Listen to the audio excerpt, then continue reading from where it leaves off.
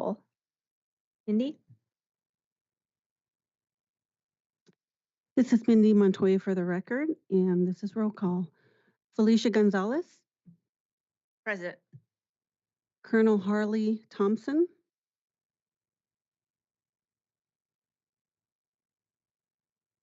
State Senator Julie Pazina, Present. Steve Staggs, Daryl Parsons, Present.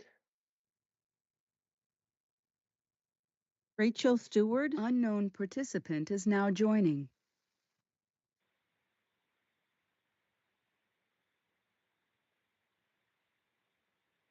Elizabeth Irway, Present. Melanie Murphy, Present. Christina Aubert, Present. Sydney Aschenbrenner, Present. Kelly Lynn Charles, Present. Jenna Lynn Kuhn,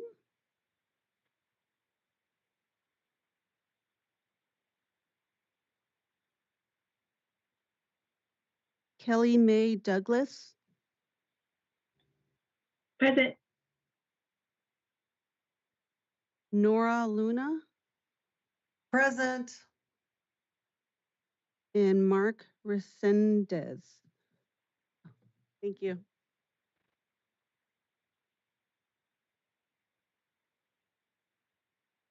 There are 9 present and we have quorum.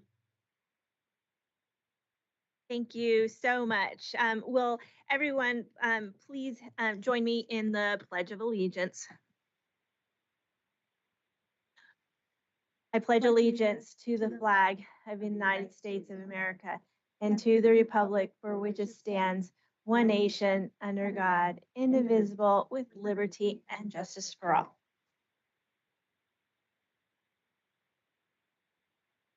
I'll open the first period of public comment under agenda item number 2. Comments at this time are limited to those on the agenda. If there is anybody in Carson City or here, please fill out a comment card and please come to the table. Is there any public comment in Carson City?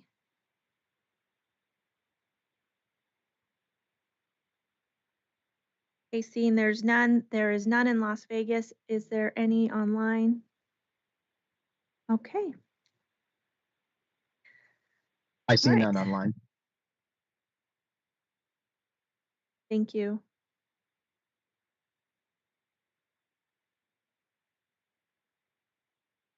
All right, thank you. So moving on to item number 3, information, discussion, possible action regarding the possible approval of the November 14th, 2023 meeting minutes. Is there any feedback from any of the members?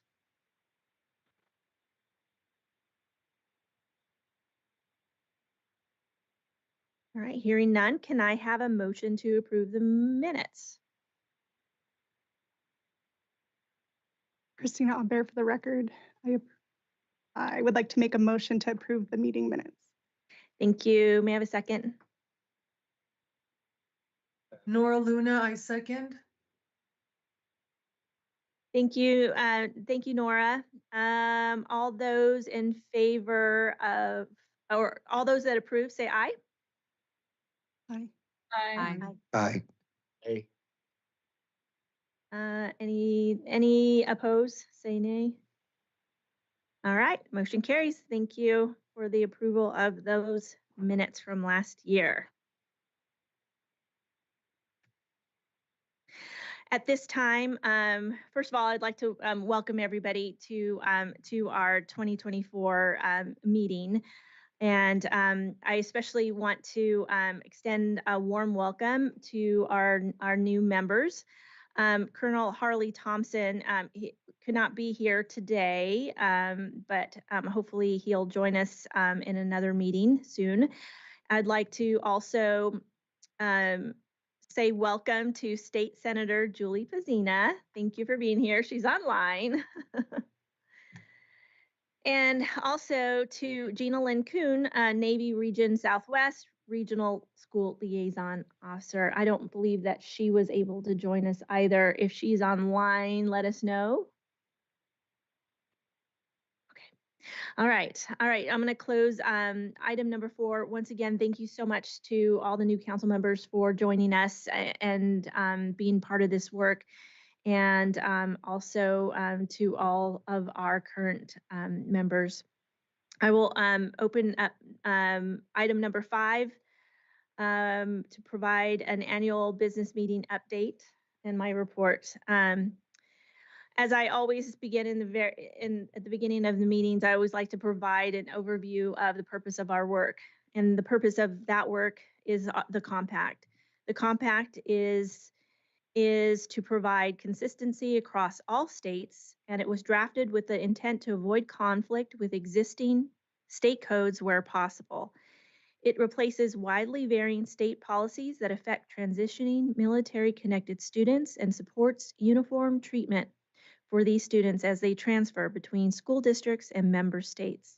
While the compact is not exhaustive in what it covers, it does address the key issues encountered by transitioning military families and students, such as eligibility, enrollment, placement, and graduation. State membership on this commission demonstrates Nevada's commitment to military-connected students and our support for successful education transitions. I want to personally thank all of you for taking the time to participate in this council today to support this important compact. As most of you are aware, the Commission conducts an annual business meeting in the fall. This meeting allows state commissioners to come together and provide input on issues that have come up throughout the year in their states. It also offers the opportunity to engage in discussions within our tier groups and discuss and vote on bylaw changes that may impact our states. The Military Interstate Children's Compact Commission, or MIC3 or MIC3, held its annual business meeting on October 16th and 17th in Albuquerque, New Mexico. The event, hosted by Teresa Ferenchalmi, New Mexico's Compact Commissioner, included over 120 attendees, including state Compact commissioners, ex officio members, state and district personnel, and military school liaison officers, such as Chris Albert, who also attended with us, representing and all of our liaisons that represent various branches of service. Highlights included special briefs on the MIC3 strategic plan, a presentation from the Education Commission of the states, a presentation on Impact Aid 101, a report from the U.S. Department of Defense Representative Diana Ganote, Kelly Mae Douglas, the Pacific Southwest Regional Liaison of the Defense State Liaison, highlighted accomplishments from 2024, which there were many, and introduced the key goals and programs that would be the focus for 2025. 2 panels were conducted, one from the ex officios of MIC3 on advocacy and awareness, and one from the school liaisons on supporting families and building partnerships. 4 states, Alabama, Florida, Michigan, and Virginia, presented their best practices for implementing the compact and how they support military-connected children with their education transitions. And videos from Hawaii, Colorado, and North Carolina were played throughout the meeting and featured compact-related cases, including reciprocal diplomas, graduation requirements, course placement, and course and credit transfers. Hopefully next year, Nevada will have one of those videos. All executive officers of the commission were reelected for another year. Louisiana Commissioner Ernie Singleton is the chair. Minnesota Commissioner Darren Corte is the vice chair. And Washington Commissioner Greg Lynch is the treasurer. And finally, Treasurer Lynch gave a presentation at the end of the ABM. Treasurer Lynch gave a presentation on the financial responsibilities of the commission and a 5-year fiscal plan for fiscal year 2027 all the way through 2032. Seems far off, but it's not. The Finance Committee created and approved a proposed 5-year plan that incorporates a dues increase beginning in fiscal year 2027 and took rising inflation rates into account. Treasurer Lynch reviewed the commission operations and programs, the current expenditures and revenues, and projected ABM, or our annual business meeting expenses, should the meeting format remain in person annually, or if it should switch to being held virtually every other year. He then reviewed the fiscal work ahead that the Finance Committee had planned for fiscal year 2025. No vote was taken on the proposed 5-year plan. It is anticipated that this plan will be agendized at next year's meeting in Indianapolis, Indiana. And that concludes my report. Moving on to item number 6, the council will hear reports from our school liaisons. And I will turn it over to anyone who would like to go first. Chris, would you like to start us off? Hello. First, I would like to start by going over some of the compact-related concerns that we have addressed since our last council meeting. I would like to say that these have all been resolved at the lowest level or with the assistance of our fabulous MIC3 commissioner, who's very knowledgeable and can help guide schools to a resolution. So the first case we had involves special education, specifically 504 accommodations, and that was resolved at the lowest level between the school liaison and the school itself. Nevada did award 2 reciprocal diplomas for seniors who moved in the second semester of their senior year. And then there was one case involving a seat time requirement when a student attended school here in Las Vegas during her father's deployment. Clarification was sought from the national office, and the MIC3 commissioner facilitated the award of credits for that student. For families, they are continuing to be more aware of the compact, and I facilitate that by providing the guide that's created specifically for parents to all emails that I send to inbound and outbound members. And that is for Nellis, creates the Nevada Test and Training Range, and then to all of the tenant units that we host here in Nevada at various sites. And then other concerns that are being identified in my area of responsibility are the change in kindergarten age requirements.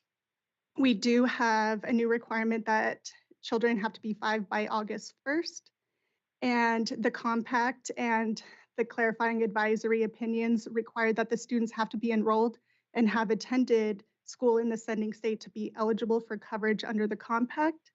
So my goal is to provide support to families to help them understand that requirement here in Nevada, the limitations of the compact, as well as providing pre-K options that are available here in Clark County to make sure those families feel supported, and managing expectations because they are very disappointed their child was on track for kindergarten in another state, and due to those PCS orders are no longer eligible and have to wait an additional school year.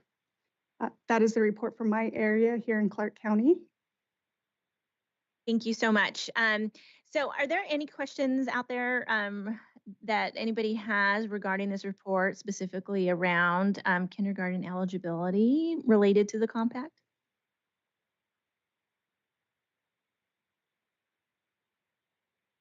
Okay. So I just want to make sure that we as a council members are all on the same page, because we represent the compact, and one of the things that has been bubbling up lately is because of here in Nevada we do have age restrictions related to when a child can enroll in kindergarten. And but if a student was actually in kindergarten, for example, if they're in Illinois and they're attending kindergarten, and they were, and they were 4 years old, 5 years old, and then they come here and they don't meet the age requirement here for enrollment. As long as they were already in a seat attending kindergarten in the sending state, Nevada has to place them in kindergarten, no matter what their age restriction is, because the compact and the related NRS in the compact actually supersedes what is in other areas of NRS. So I just want to make sure that we're all on the same page and that we're all supporting that. So if anyone asks you about the kindergarten piece, they have to have sat in a seat, attended, and went to school. Just we did have a parent that enrolled their child in a sending state, but that didn't make their child eligible. They had to have sat in a seat and attended class, even if it was one day. And then Nevada would have to place them in a kindergarten class here in Nevada. Thank you so much. Appreciate that. And I'm happy to continue to help you out anytime you need it. All right. Do we have any other liaisons that would like to make any reports? Any prepared reports? Hi, this is Melanie Murphy, Installation School Liaison for Naval Air Station Fallon for the record. There are currently no MIC-3 challenges in my area of responsibility, but for non-MIC-3 educational challenges, it continues to be educator and support staff shortages. Churchill County School District has implemented relocation and incentive pay to combat their shortage of teachers. PERS and bonus pay was also offered to attract substitutes and bus drivers at the close of the 2023-2024 school year, which helped tremendously. Another challenge here are our military and family life counselor billets were unfunded beginning of last year, 2023-2024. We did have 3 billets for Naval Air Station Fallon's Child and Youth Program, and we had 1 billet for Churchill County Schools, and those are all unfunded. The Fleet and Family Support Center continues to have an MFLAC on staff certified to work with children and youth, and that's what we have now. Lastly, Assembly Bill 185, which allowed for charter schools to offer priority for students of military members, is helpful, but our charter school in Churchill County has not opted to provide this to families. Currently, Oasis Charter School had 142 of our mill kids last school year, and Churchill County School District has a total of 173. Thank you, and thank you for the support. Thank you so much. I appreciate that information. And, I think all of us, every district and every area of Nevada has its unique challenges, and I appreciate the support that you're providing. All right, do we have any additional school liaison reports? Good afternoon. This is Sydney Aschenbrenner from Marine Corps Mountain Warfare Training Center. It's always a mouthful. Happy to see you guys today. A few items have been identified just of basically lapse of education in the MIC-3 policies. As recent as our new recruiter coming to Carson City, his student suffered some delays in 504 IEPs that just had to do with the district being unfamiliar with the MIC-3 laws and regulations. I think we could really help support these sort of B billets and SDAs, especially in the Marine Corps, because we're put in places where there's not actually a Marine Corps base nearby. Just by increasing the awareness of the school liaison program for all of the branches and really trying to increase warm handoffs when they are getting those sort of assignments, then we can try to step in because, we do a lot of work with other branches as well. So I know Fallon, myself, we would all be willing to help other branches when they need that support, regardless of where they are as they're serving our country. And I think kind of hand in hand with that, the military student identifier becomes increasingly difficult to try to pin down, manage for a lot of districts. Even asking Douglas County, just how many military students do you have, is very difficult to pin down a number for those. I think that we need to really help encourage those districts to identify a way that they want to keep that data, collect that data, and really impress upon those families why that data is important. Currently, they don't qualify for any of the federal impact aid or any of those fundings due to not enough students. But I don't think that we have a really good grasp on how many students there really are in the district that qualify. Outside of that, my other area of responsibility is actually on the California side with Eastern Sierra Unified. And we continue to have a great relationship with that school district, as well as Douglas County. We've had no problems with MIC3 issues. Nothing's been elevated. Not even really any issues at the local level, which is great. Both school districts are really good about making any waivers necessary, allowing students to try out for sports, even if they come mid-season, things like that. So we're really happy with the way that the military students are able to transition in and out of both of these school districts. Thank you, Sydney. And yes, and you are in such a unique area where you are supporting students from both Nevada and California. We really appreciate what you do for students out there. Okay. Kelly May, since you are also a liaison, so to speak, would you like to give a little overview of what your 2025 goals are? Only you can do it the way that you do it. Thank you. I appreciate that. And I'm sad that I didn't get a chat with you in detail when we were in Albuquerque, but good to see you here and thanks for the invite. Just real quick, I really appreciate hearing the feedback from the DoD school liaisons. That's really, they are our eyes and ears in the field. They're the ones that are working day in and day out with our families, and really appreciate the insights that they can provide. Just in terms of the Defense State Liaison Office priorities regarding K-12 this year, we're focused on two initiatives. One is special education support for military families and other highly mobile students. So I heard, I think it was from the Mountain Warfare Training Center. Hi, I haven't met you yet, Sydney, but I used to work really closely with the school liaison there when I was working for the Marine Corps. But I understand, as Felicia mentioned, that is a very unique area, and you have your work cut out for you. So thank you for everything that you do. But I heard your comment about the challenges with delays on receiving services for special education upon transfer, and we are working that in the state.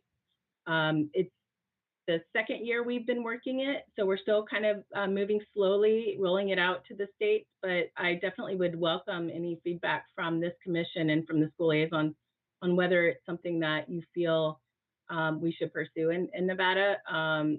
There's a variety of approaches that we're looking at in terms of that issue to try to reduce minimize the delays and reduce burdens for military families that are moving with their students on IEPs or 504 plans. The other issue that we're working is open enrollment flexibility. And I heard a comment about the charter school, I think not perhaps having the ability or flexibility yet to provide priority for military students. So definitely interested in that. So I'm really just wanting to put it out there to everyone. Please reach out to me. Let me know your thoughts on our initiatives. I can follow up in an email. I tried to put it in the chat, but I think the chat is disabled. But I can follow up with our issue documents with this group, and just would love to hear your feedback. Thank you. Thank you so much. And like I said, nobody can do it as well as you. And yes, and Kelly May is such an amazing resource. And so some of these things, and so I'm so glad that you do attend and that you're also hearing these reports of the challenges that do exist. Although, these are the challenges that have come up have been resolved at the local level, and we do reach out to each of the LEAs and to get their attention on some things. But I I do want to say to everybody here on this council, Kelly May is an amazing resource, and she needs to hear from you. If you're seeing patterns or you're seeing where something needs to be strengthened. Thank you so much for keeping your eye on special education services and 504 services. Students can't afford to miss any time at all, and so hopefully with a little more attention, we can resolve that at the state level as well. Okay, you. Thank you. Do we have any other members at this time? If you would like to share what's going on, great things that are happening related to the compact, or even what might be happening with you, go ahead. Elizabeth? This is Elizabeth Irway, contractor for the Nevada National Guard. We are currently experiencing our first large deployment within a couple of years. So we are supporting those families. And just today, actually, I had to email Christina and got assistance right away. So just having that relationship and be able to get back to these families that are already under new circumstances has been night and day difference. And they're finally telling everybody, it's kind of that snowball effect, that we do exist and that we're here for the Nevada National Guard. So they're very thankful. Thank you so much. Okay, does anybody else have anything? No? Okay. Before I close this item out, it's not really related, but it's kind of along the lines of, the importance of having liaisons, strong liaisons and strong relationships on this council. I'm currently working with the governor's office to fill the governor's vacancy, a governor appointed vacancy. We are hoping to appoint somebody from the Nevada School Counselors Association. I think that is one something that we are missing, is having a partner in the counseling world. As you know, our counselors play an important role in supporting our military connected students and families. And so hopefully by the time that we meet again, we will have somebody in that role. All right, with that, I'm going to close this item, and I am going to move us to item number 7 and hear what's happening with our Purple Star Schools program, including our newest 2024 Purple Star Schools. Kelly Lynn, take it away. Thank you. This is Kelly Lynn Charles for the record. And I am going to share my screen. I decided to show you some pictures as we go through our updates this time. So it's shared. Now let's see if it will advance. It did. So we added 14 new Purple Star schools in 2024. We had our first Purple Star School award in Carson City High School. So we have one there, and we traveled to Lyon to Dayton Elementary School. So we expanded to 2 additional districts. We're hoping to expand in those districts this coming year.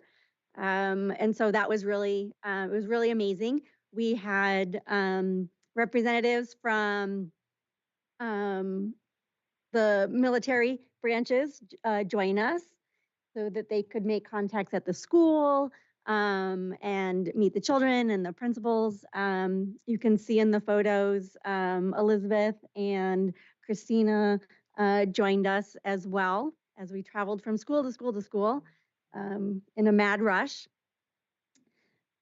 which was great. So we're thrilled with those applications and being able to award 14 new schools. Another update for Purple Star Schools is that we have the application for the 2025 award is flying right now. We did add 2 additional items to the application. The first is a suggestion that middle school and high school add an additional point of contact who is one of their counselors. We realize that a lot of the point of contacts aren't familiar with the transition issues with high school and middle school credits and coursework. And so adding that additional person as a counselor to take on that role. We're hoping that next year it will facilitate a lot more conversations and ease some of the issues that pop up. And then the second item that we added is one of the optional activities that we suggest, and it is to offer the ASVAB to all juniors and seniors, which is really exciting. It's a great career diagnostic tool that has multiple purposes, but it can also help guide students to a career in the military if they choose. And we already have one school planning on applying who is doing that. So they're going to offer the ASVAB to seniors on the same day that they do the ACT testing. So the whole site is tested, which is a great idea. And so are there any questions about, one more, sorry. Purple Star Schools will be walking in the Las Vegas Veterans Day Parade next week. If any of our Las Vegas members would like to join us, I can give you the details, but we will all be wearing purple. Schools will have their banners. We'll have a nice big, huge banner. And we'll plan to give out a quarter-page flyer with the QR code to help inform more of the general public about Purple Star School programs and how we support military families. So with that, are there any questions about our Purple Star School program?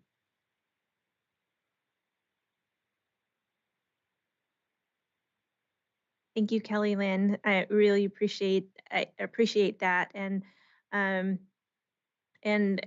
can't believe how far we've come in the last 3 years with recognizing all of these amazing schools and districts for their support of military connected students through the Purple Star program.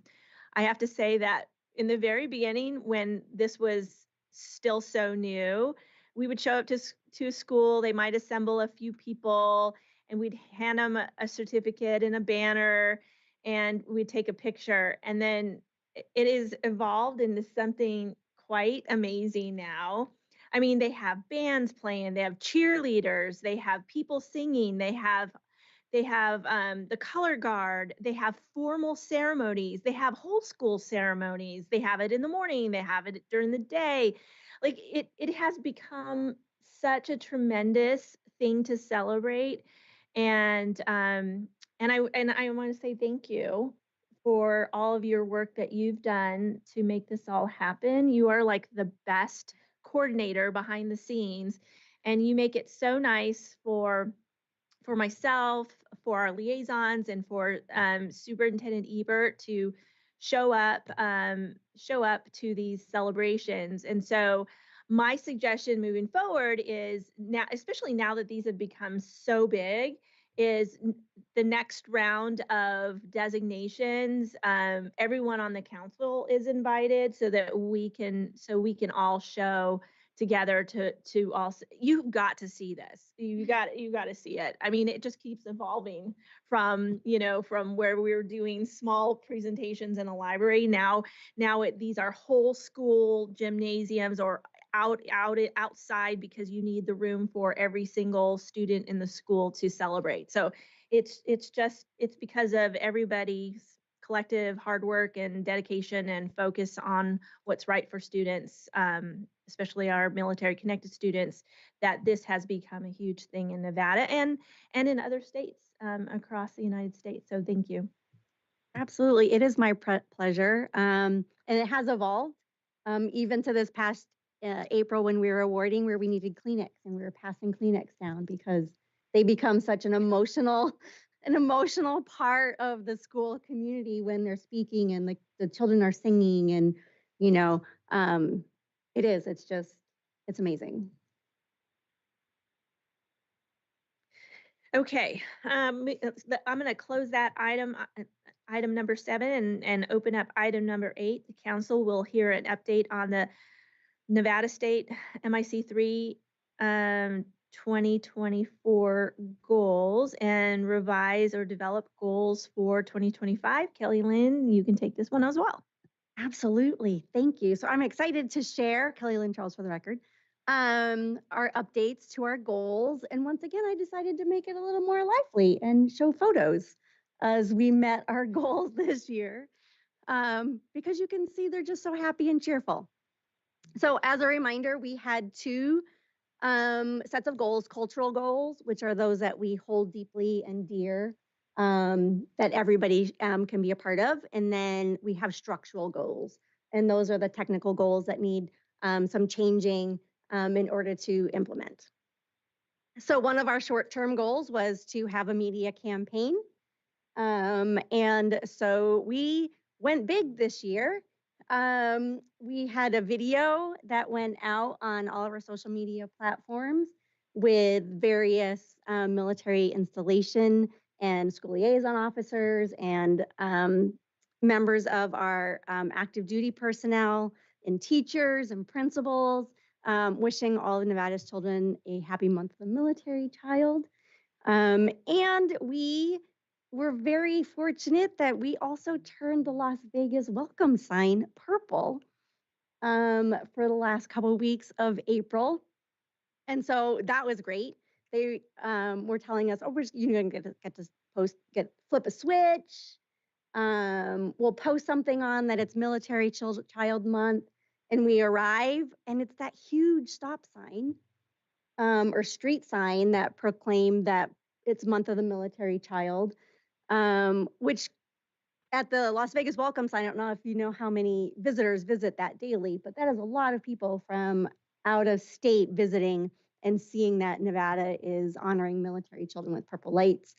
And then they stopped all the visitors. So we had this huge audience, and it was a huge, big light switch that we all flipped. It was larger than me, like this big, huge, and that was just absolutely amazing to be a part of. So you have to figure out a way to go bigger in April of this year. So our media campaign is well on its way. The next goal in cultural goals was to create webinars and present the compact across the state. And so I presented social emotional learning and the military child at two conferences. One was in Las Vegas and one was in Reno. They were both very well received. Great questions, great understanding, increased understanding of military culture and military life, and the accommodations that the compact can make. So I hope to expand those next year, especially when we get the counselor appointment to the council. For our midterm goals, we had to increase the number of Purple Star schools. The goal was to have 50 schools and 3 school districts. We are at 44, and we still only have 2 school districts. So that one we will continue, possibly increasing it. We did start Chris, Melanie, and Liz and I meeting and going through the student count, military count, and identifying schools that we have contacts in or that haven't expressed an interest or have a high number of military children, so that we can reach out to them and explain what a Purple Star school is, and encourage them to apply. Our next goal was to have exposure to the military as a viable career option. And so one of the amazing things at the last meeting, we had Gunnery Sergeant Bryson Hooker and Captain Carly Donner present to us, and they shared scholarship information, but they also shared an amazing opportunity for educators in Nevada, and that is to attend the Marine Corps Educator Workshop at Marine Corps San Diego. And so Mark Resendez and I, along with quite a few other teachers and counselors and office managers from schools in Nevada, did go to attend during the whole week. And you get to ask questions about the military, the Marines. They answer your questions. They explain the whole process so that educators in our schools can understand the undertaking and be better, have conversations with our students who want to join the military. We get to eat with the Marines when they come off the crucible. We get to watch their Eagle Globe and Anchor ceremony. We rappelled down the tower. That was cool. We rappelled. And there's a whole ceremony with certificates. So it's a great opportunity that I hope we can expand to more educators in the state. And also I connected with an amazing parent in our district who is doing military scholarship informational meetings. They're roughly every 3 months. She does advertise them. Representatives from all the branches come and they present on all of those scholarships, just like we had Captain Donner and Gunnery Hooker present to us. They do the same thing, but all the branches. And then our students get to have conversations with their parents and our recruiters about the path that they may want to go to. So that was absolutely amazing. So another way that we are doing that, exposing our students to the military. So that goal is well on its way as well. Our long-term cultural goal was to integrate mental health into our required Purple Star School, our military children in our schools course, and we have. We have pages on supporting military children during transitions, how to welcome military children so that they feel comfortable and welcome. And then I have also added supporting military children during times of global crisis so that teachers can begin to understand how to support children when a parent is being deployed and when they're coming back. So that one we've achieved as well. For our structural goals, they were all long-term. And the first one was to increase data accuracy and specificity of military connected students, and building on what Sydney had said about the military identifier and the challenges that quite a few of our service members have with selecting it. Not everybody fits into the military identifiers that are there. However, I did pull some numbers. So I believe that we are getting a little bit more accurate as the years go on, and as more and more schools become Purple Star schools, and they're encouraged to do surveys and to ask their parents when they're enrolling and making sure that that identifier is clicked. For example, last year, 2023, 2024, Carson City reported 0 military children. This year for school year 24-25, they report 66.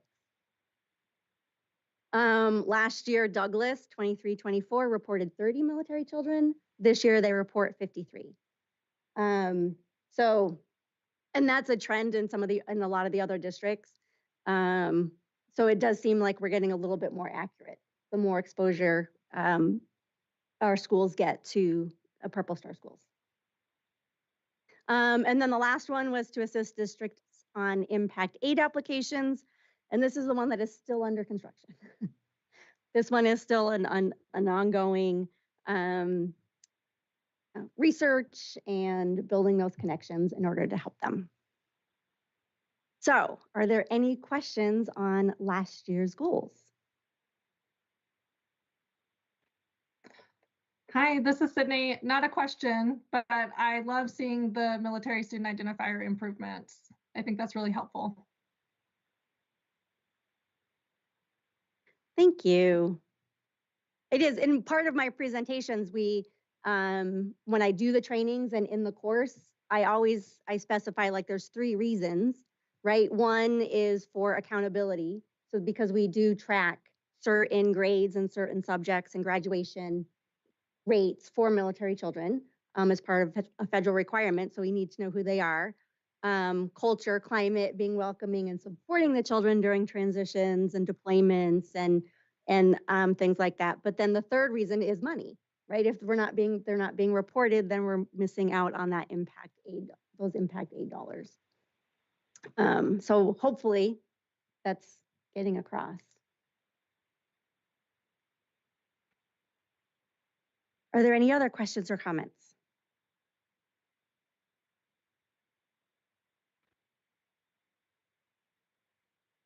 Okay, seeing none, I will figure out how to stop sharing on this new app. There we go. And we will move to determining our goals for next year.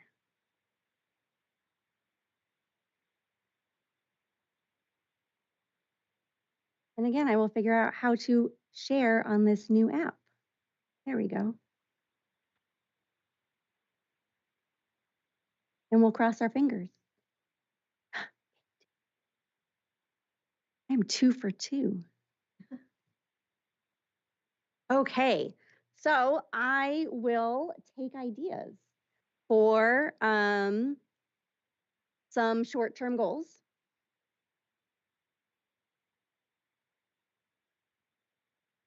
I'm gonna, What? I'll go ahead and I'll start with a short-term goal. What I'd love to see is now that we are a little bit more established and we have a little bit more, we have a little bit more momentum behind us, with Purple Star, et cetera.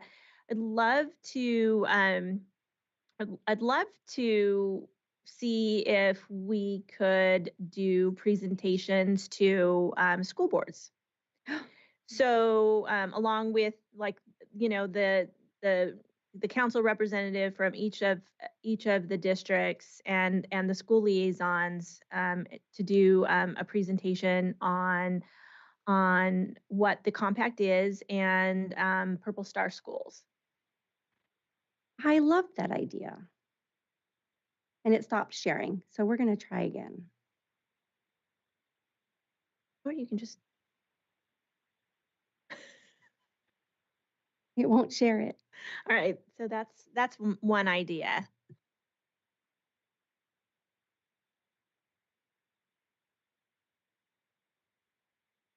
I'll just type.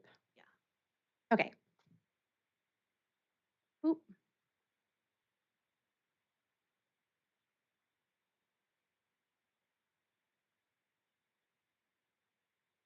I love that idea.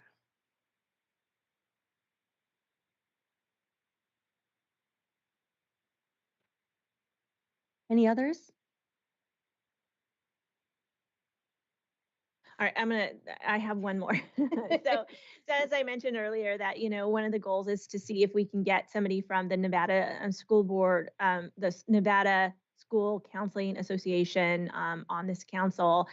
And another goal would be, even whether we have somebody on this council or not, another goal would be to see if we could be invited to one of their annual conferences to present to counselors across the state on the compact and Purple Star School program.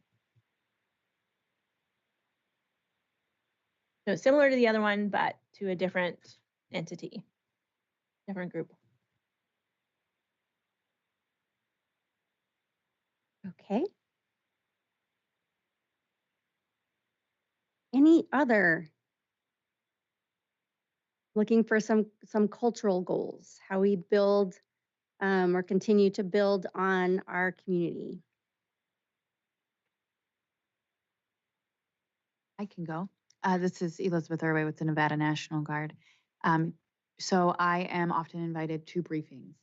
And so I think building our base with the National Guard and the reserves. I have contacts with the reserves as well. So just making the compact known on a bigger level and consistently known as well. So with that, I would love to, next time I get informed of the briefing, I would love to invite you guys. And we can work on that. Thank you. I love that.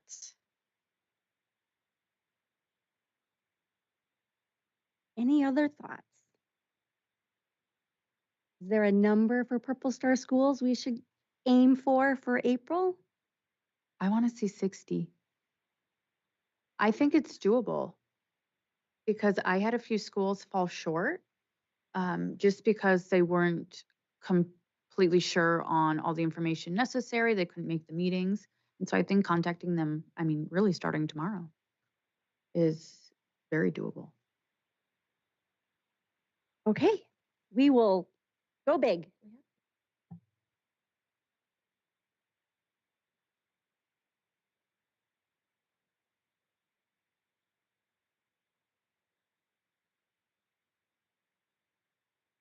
Along that lines, to see if we can get to that 60 easily, I'm wondering if we could lean in on member Skaggs over there to see if maybe we could get him to put out the information in your regular communication to schools, the Purple Star school application information. Steve Staggs, for the record, absolutely. Be happy to. Thank you.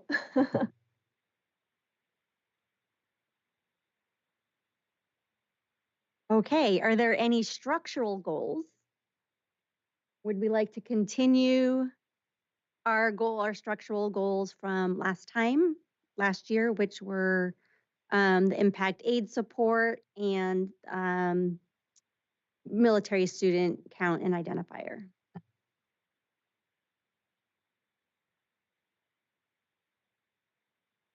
Christina Aubert for the record. I think it would be great to continue that structural goal. And then also I would like to offer support. We do work closely with different agencies who can provide you which districts have applied. I do have those reports available so we can really target our efforts, as well as partnering with you for any presentations, trainings that you would like to provide. But I do think that is something that I would like for Clark County to pursue because they're in my area of responsibility, as well as seeing what other counties across the state are implementing. I haven't done a deep dive into what they have applied for, what they would be eligible for, but it's definitely something I would like to work with you on. Sounds like you need to also connect offline with member Staggs as well on that one.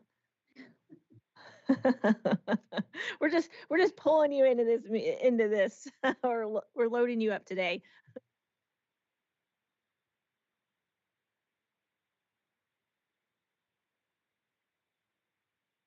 Anything else from any of the other members?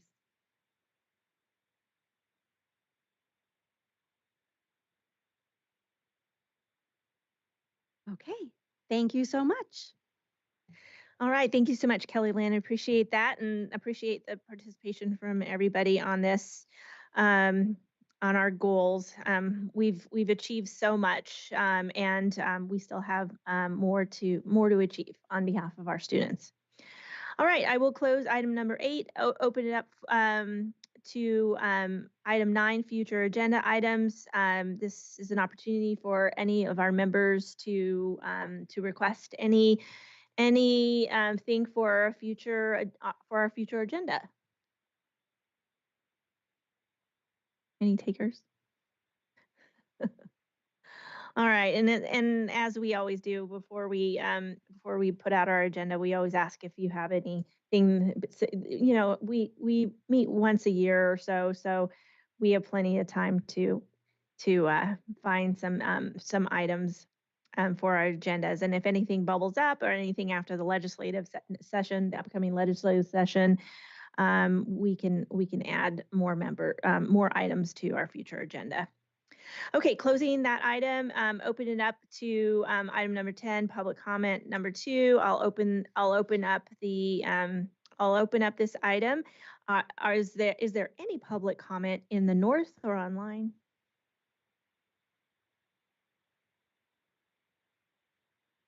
Hearing and seeing none, I will close public comment and move to item 11, adjournment. But before I do any of our members have anything else that they would like to share or say? Any questions for this council? This is Kelly Lynn Charles for the record. Since Sydney is on with us, I would just like to wish our Marines a happy early birthday.